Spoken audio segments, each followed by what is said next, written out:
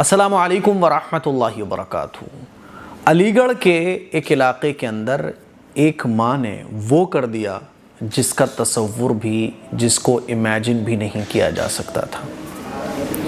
تقریباً 8 لاکھ روپے لے کر وہ اپنے ہونے والے داماد کے ساتھ ہی فرار ہو گئی۔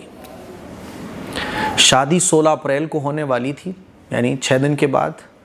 پورے گھر میں شادی کی تیاریاں چل رہی تھیں، پورا ماحول تھا شادی کا، سب کچھ ایک دم بڑے طریقے سے چل رہا تھا۔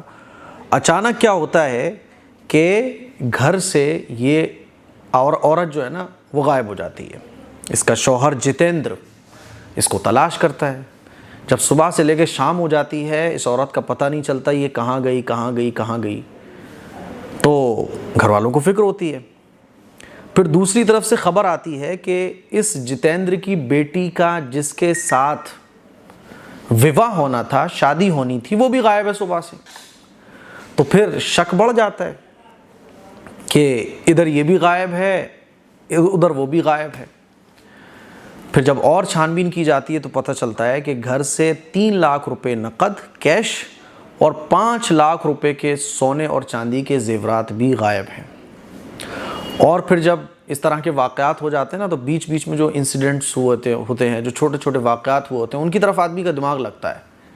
تو جتیندر نے تھانے میں جا کے رپورٹ لکھوائی اور بتایا کہ میری جو بیوی ہے وہ اپنی بیٹی کے ہونے والے شوہر کے ساتھ بھاگ گئی۔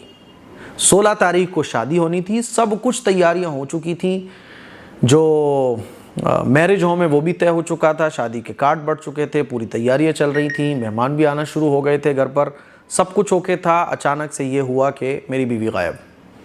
پھر بعد میں پتہ چلتا ہے کہ داماد بھی غائب ہے ہونے والا۔ اور جب یہ بات ہوئی تو جتیندر نے یہ بھی بتایا کہ اب مجھے پتہ چلا ہے کہ بیچ میں جو یہ دن رات داماد سے باتیں کر رہی تھی موبائل پر، تو اب مجھے سمجھ میں آیا کہ اچھا یہ تو بیچ میں چکر ہی چل رہا تھا۔ کچھ مہینے پہلے ہونے والی ساس نے اپنے داماد کو ایک موبائل گفٹ کیا تھا بڑا مہنگا۔ جتیندر نے بتایا کہ میں دیکھتا تھا کہ رات کو، دن کو، صبح شام 15-20 گھنٹے بات چل رہی ہے، یعنی میری بیٹی سے بات ہونا چاہیے وہ تو ہے کم، لیکن میری بیوی سے یعنی ساس سے بات چل رہی ہے 20-20 15-15 گھنٹے۔ تو مجھے تھوڑا سا تو ڈاؤٹ ہوتا تھا، میں سوچتا تھا چلو اگنور مار دیا کرتا تھا۔ لیکن جب یہ داماد اور ساس 8 لاکھ روپے کے زیورات لے کے فرار ہو گئے اور اب میری بدنامی ہو چکی ہے، میں کہیں شکل دکھانے کے قابل نہیں رہا، میری بچی کا سب کچھ بگڑ گیا، سب کچھ برباد ہو گیا، میری بچی کی زندگی برباد ہو گئی، اب میری بچی سے کون شادی کرے گا؟ یہ وہ افسوسناک خبر ہے جو علی گڑھ میں جتیندر نامی ایک شخص نے پوری بیان کی اور تھانے میں جا کے رپورٹ لکھوائی۔ یہ میں پوری خبر اسکرین پہ لگا رہا ہوں۔ اب یہ خبر میں آپ لوگوں کو کیوں سنا رہا ہوں؟ میں آپ لوگوں کو یہ خبر اس لیے سنا رہا ہوں کہ دیکھو اللہ کے نبی صلی اللہ علیہ وسلم کے جو فرمان ہیں، اللہ کے نبی صلی اللہ علیہ وسلم کے جو ارشادات ہیں، اللہ کے نبی صلی اللہ علیہ وسلم کی جو تعلیمات ہیں، یاد رکھو آپ اپنے بچوں کے بارے میں وہ نہیں سوچ سکتے جو نبی نے اپنے امتی کے بارے میں سوچا ہے۔ آپ اس ڈیپ لیول پہ جا کے اپنے بچوں کے لیے خیرخواہی والے کام کر ہی نہیں سکتے ہو جو رسول اللہ صلی اللہ علیہ وسلم نے اللہ کی وحی کے ذریعے آپ کو بتا دیے۔ پردے کا ایک اسلامی نظام ہے، یہ جو پردے کا نظام اسلام میں ہے نا، وہ اسی لیے ہے تاکہ اس طرح کے فتنے فساد پر پابندیاں لگیں۔ جب اس طرح کی باؤنڈیشن ہٹتی ہے تو پھر اس طرح کے واقعات رونما ہوتے ہیں۔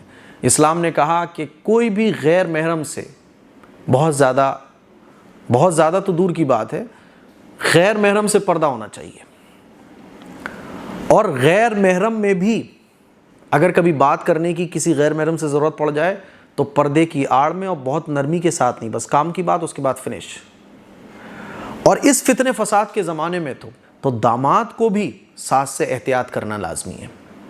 دیکھیے بہو اور سسر کا رشتہ یہ محرم والا ہے، لیکن اگر بہو کے ساتھ سسر بہت زیادہ کلوز ہو رہا ہے، نہیں ہونا چاہیے۔ بہو سے پیر دبوانا، مالش کروانا، یہ بالکل بھی اس فتنے فساد کے زمانے کے ٹائم میں بالکل بھی درست نہیں ہے۔ تو شریعت نے جو یہ پردے کی حدود لگائی ہیں اس کی یہی وجہ ہے تاکہ اس طرح کے واقعات رونما نہ ہو.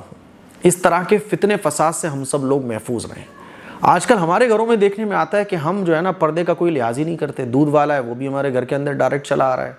ہم دیکھتے ہیں کہ وہ لائٹ فٹنگ والا ہے وہ بھی ہمارے گھر پہ ڈائریکٹ چلا آ رہا ہے. ہمارے گھر کی عورتیں جو ہے نا خوب ایک دم نارمل ہو کے بات کر رہی ہیں. گھر میں کوئی مرد نہیں ہے. اور اللہ کے نبی صلی اللہ علیہ وسلم کی اس حدیث کو بھی یاد رکھ لو کہ کسی بھی مرد اور عورت کو تنہا یعنی کوئی بھی نہیں ہے کمرے میں, گھر میں کوئی بھی نہیں ہے, ایک غیر مرد ایک غیر عورت تنہا اگر ہیں تو نہیں ہونا چاہیے, کیونکہ تیسرا پھر شیطان ہوتا ہے. یہ جو ساس داماد اور سسر اور بہو کے جو واقعات آ رہے ہیں نا جو آج کل اتنے سادے ایسے واقعات سننے کو مل جاتے ہیں, اس کی وجہ یہی ہے کہ ہم احتیاط نہیں کرتے.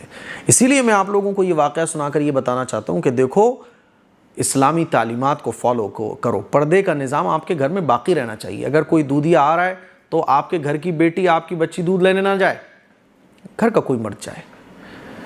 اور کسی بھی غیر مرد کا, بلکہ میں تو یوں کہتا ہوں کہ کسی بھی محرم مرد کا, ایسا محرم جو پہلے تو غیر محرم تھا لیکن کسی رشتے کی وجہ سے محرم بن گیا, جیسے کہ ساس, جیسے کہ سسر اور بہو, جیسے کہ ساس اور داماد, ان کا بھی کسی اور کی غیر موجودگی میں یعنی تنہا ملنا یہ درست نہیں ہے.